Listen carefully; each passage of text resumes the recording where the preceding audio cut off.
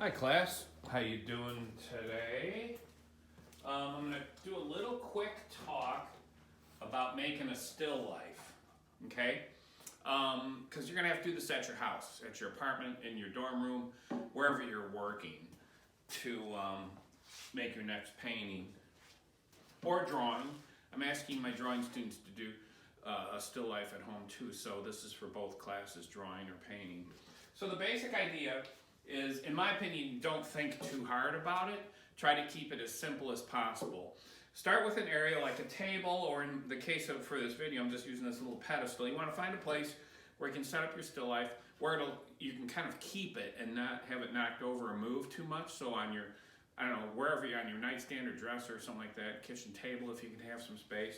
It helps to get a piece of cloth. This is kind of gross and dirty, but it's what I had. To just sort of set on the surface for the objects to sit on.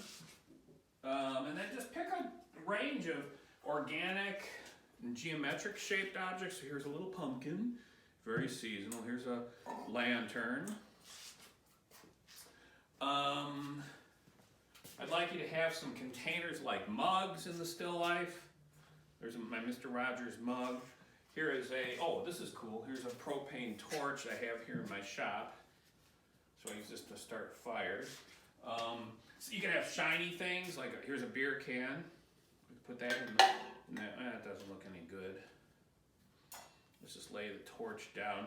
Try to create an arrangement that has sort of multiple levels to it. So there's like a high thing and a low thing. And kind of shift things around a little bit. You also want to have elements that are that have a particular kind of volume to them, but also linear elements. Like here's a piece of copper pipe that I'll just stick in my mug. There, that looks pretty good. Don't be afraid to paint something.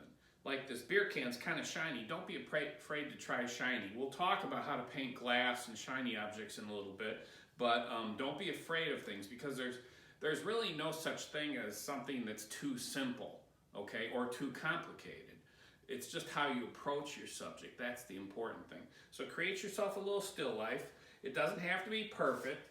And the paintings I'm asking you to do and the drawings I'm asking you to do, you can crop the still life so you can kind of, move around a little bit. You don't have to do the whole thing. You can do parts of it. But you have to draw or paint what is in your frame, okay? Still life. Oh, I'm going to zoom in on it for you a bit. Kind of getting lost there. Hang on.